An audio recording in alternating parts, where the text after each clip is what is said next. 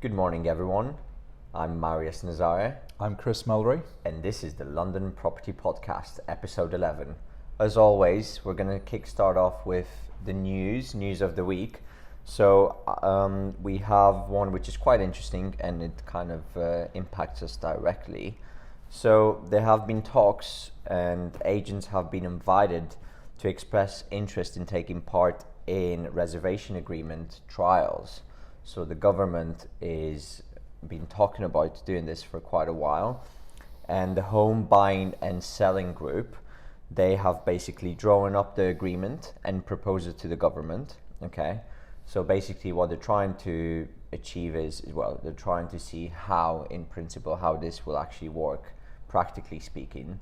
Now, we do have reservation agreements for new build properties, but when it comes to normal second-hand properties, there isn't really anything in place to kind of lock in or protect buyers and sellers.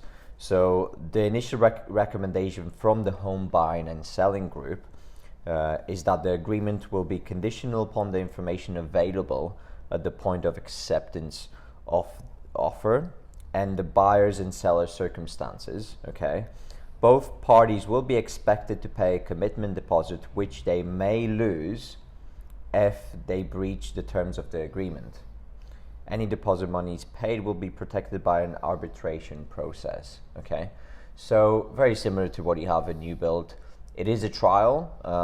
We don't know how many agents are going to trial it, etc. But we do feel from our experience that it is something that would benefit, and it would really help buyers in the process. It would avoid, hopefully, gazumping, and it would really not waste a lot of people's money and time, because you do get people, sometimes sellers. We've had this recently where a seller just out of the blue decided that he wants another £500,000 for his property after 3 months of being in the conveyancing process. So hopefully the reservation agreements, if they do come into place, and I don't see any reason why they shouldn't, because, well, I think you mentioned there are other countries in Europe and in the world where this is kind of standard practice. You want to buy a property, there is a promissory contract, as they call it in some countries, or a reservation agreement. You pay a percentage of the property value, and it kind of locks you in and shows that you're committed. If you do pull out in that period, then you're going to lose the money. And I think it really protects both sellers and buyers, and hopefully it will avoid really expensive kind of false starts for buyers, and also I think it's good for sellers as well. So what do you think on this? Do you reckon it will work, and do you think it will really help us? I think it probably will work. Where it may slow down speculative transactions, or people who offer on something, aren't quite 100% certain, go through the motions and then pull out. So all in all, it'll be a good thing, I think.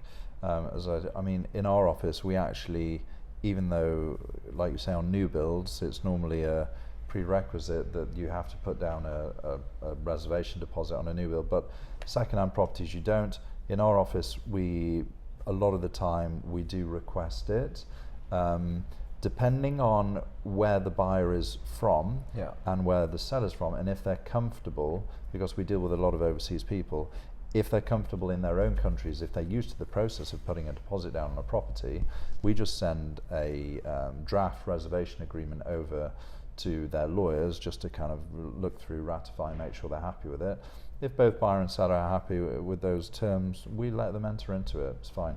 But British people are not very familiar with it at all, and are very kind of apprehensive about getting into these agreements. So it really depends on if the buyer's comfortable with it. If it's the normal process for them in most other countries that they've ever purchased, then great. But it's going to stop a lot of wasted transactions from happening, and I don't really think it's fair that a buyer or a seller can pull out for just sometimes they just don't give you a reason, and they don't need to give you a reason. They just change their mind, and that's it. Yeah, I think sometimes on a whim. I think getting rid of these false starts and a lot of wasted money and time for in most cases the buyers, because they obviously initiate a conveyancing process, etc. But even for the sellers, I think that's a good thing. And I would, we as agents, we obviously don't get paid until a transaction actually completes, and you can do 3, 6, 9 months of work, and then you get somebody who thinks, oh, I need an extra $500,000 because I've seen some news, the market is banging, which is like ridiculous. So I think it's going to be a good thing, and it'll be interesting to see how this actually comes into practice, in working practice in the industry. Well, I think it's good because the difference on what you've just said regarding that news is there would be an arbitration. Obviously it's like the rental deposit, so it will be something independent that keeps that money as a deposit. So it'll kind of an escrow, which they have in the States. So well, the biggest reservation of lawyers who don't really like entering into these exclusivity agreements for both either the buyer or the seller, depending on who they're acting for, is because they're worried about the terms and arguing the terms. If there is a problem and somebody does need to withdraw, the terms can be quite grey. So when they're drafting these agreements and agreeing to it in the first place, you can waste 2 or 3 weeks just agreeing the terms of the non-refundable deposit because neither lawyer is happy with it. However, if there's some arbitration process similar to the deposits, then that maybe that's a way forward. But that's more of a government-led thing, isn't it, rather than 2 lawyers being able to have some independent arbitration. So I think it's a welcome step, and let's see what happens with the trials. So let's see. All right. I've got some news talking about MOLIOR Group, who are basically a data research company who specialise in residential development data, and they have just come out with their end of 2019 last quarter findings. And all in all, just to summarise, 2019 wasn't the best year. They said it's not a vintage year for property transactions in the new build sector. All in all, construction starts, completions and new home sales were all down. However, there is some signs for hope and potential optimism going forwards, because the very last quarter of Q19, construction starts, completions and sales were all up. But most notably, sales were up to the highest level from, I think it was 2012 or something like that. I think it was 12. I think it was 2012. Anyway, I think what we need to see is they release this data every quarter, right? So have a look again in the next quarter and see if we've had kind of 3 consistent months of the same results, to make sure, because they've said it might be a bit too premature to call this a Boris bounce. What they definitely said is the build to rent sector is doing very well, because out of all these properties that have been completed, 31% of them are then being rented out by the developers, which is a huge number of properties that are just kind of unsold and being taken off the market. So there's some figures in there that I think are quite interesting for people to understand. The buy to rent sector, most of the flats in any completed development in central London are taken off the market and put on the buy to rent sector. Then help to buy, that's where the next chunk of the sales. Then overseas, then switching units that haven't sold on the open market to affordable, which is not the original plan of the developer. Affordable homes are doing quite well. Then we've got just normal everyday sales. Then we have bulk deals, and then launched prior to the start, and there was only like 90 sales which were launched prior to the start of the development. One scheme. Right, which is, you used to work in new builds, and you said to me the number was much higher. So a lot of the new builds previously, when the situation was different, was that you would launch a project way before anything started off plan, well, properly off plan. Those sales are just not there They're at not the moment. moving anymore. So yeah, now developers do have to break ground and then obviously launch a scheme. So yeah. it's very interesting to see this. So it's literally just one scheme and only 90 sales. And it's right at the bottom of the list. Yeah. Unfortunately, we don't really deal in the help to buy sector. Just from where we're located in London, we're in Zone 1. Yeah, there's not really any help to buy. But you know, it looks to be a booming kind of market. That's where all the sales are happening. And I spoke to a developer over the weekend who builds these developments in kind of like South London, East London areas, and he said it's phenomenal, like what's going on at the moment. And that was the last quarter of last year. But the last time we met, about 6 months ago, it was completely and utterly dead, like prior to the election. So it just shows kind of where these sales are happening and taking place. Also, what I would say is there is some more positivity in this research, and I think it's worth noting that in Zone 1, based on the current sales rates, it would take 2.2 years to sell all unsold units if nothing new came to the market. This is down from 2.8 years at the end of 2018. So it's getting better. Takes less time to sell all of the available stock in Zone 1. This is the whole of Zone 1. Yeah. Zone 2, it is down from, it's down from 1.7 years down to 1.5 years. And Zone 3, it's 1.5 years it would take to sell all shop, and this is sharply up from 1.1 at the end of 2018.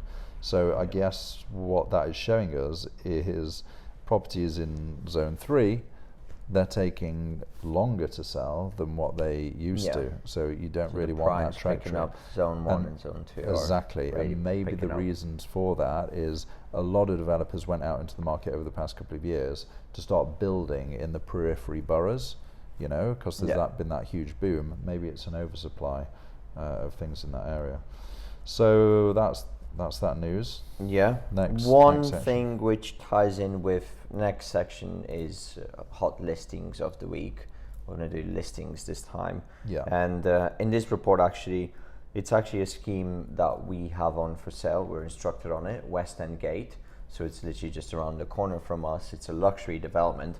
The interesting thing about this is that across all these new build schemes in London, West End Gate had 63 sales just in the Q4 of 2019, just towards the end of 2019, and it's basically the best kind of selling scheme in that across the whole of London, which is really, really interesting, because that's why we thought, okay, well, this research obviously mentions it.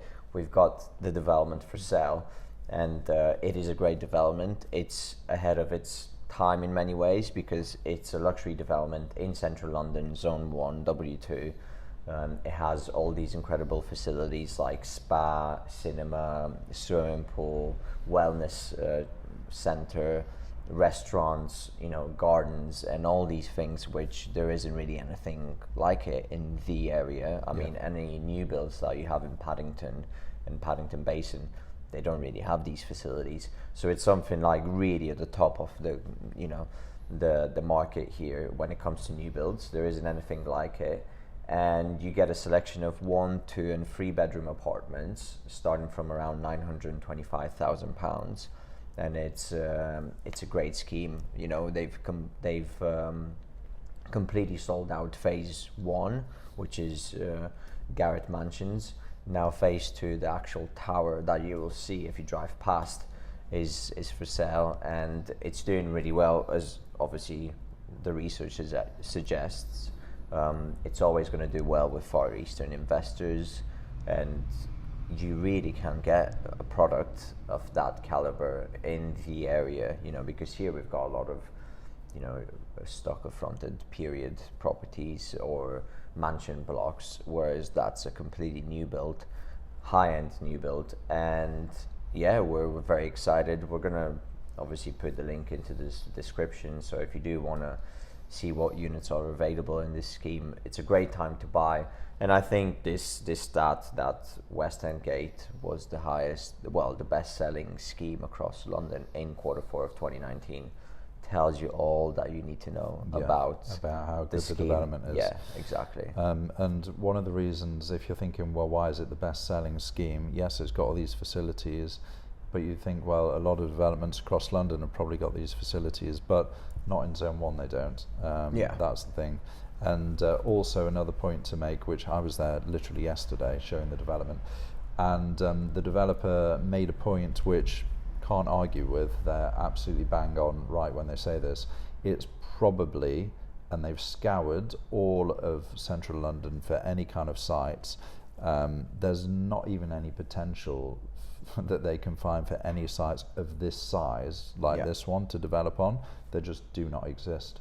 So this could be one of the largest kind of central London sites. It was basically old kind of offices or something like that, really ugly, horrible buildings, and they managed to acquire all of the land, flatten it, and then build this huge development. And it's really going to improve the area, and it's something that this part of London, central London, is really missing, because you don't get it is missing. There's nothing comparable to it. No, there's obviously you've got a lot of boutique developers, but this is a really but this is a really big scheme. So very excited to have that. If you are interested, then we'll put the link in the description and get in touch with us.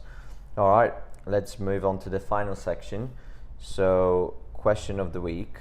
Okay, you had Bob, and Bob is basically buying a flat in a building which was collectively enfranchised. So basically that's when all the leaseholders get together and they request to buy a share of the freehold from the freeholder. Okay. However, the current owner didn't buy in at the time when that happened. The question is, do I still have the right to get the share of freehold at a later date? So what would you say to Bob, Chris? Well, Bob doesn't have the statutory right to get a share in the freehold because the previous owner didn't take part in the enfranchisement, the collective enfranchisement. However, in circumstances such as this, the advice that I would give to Bob is to serve notice on the freeholder for a statutory lease extension of 90 years, and whilst you're in the process of doing that, enter into a negotiation with the freeholder to try to acquire a share in the freehold. And if they've enfranchised and everybody else has 999-year leases, request exactly the same to be on level footing with all the rest of the building. And ultimately, like I said, there's no statutory right, so you can't force the freeholder to sell you the share in the freehold.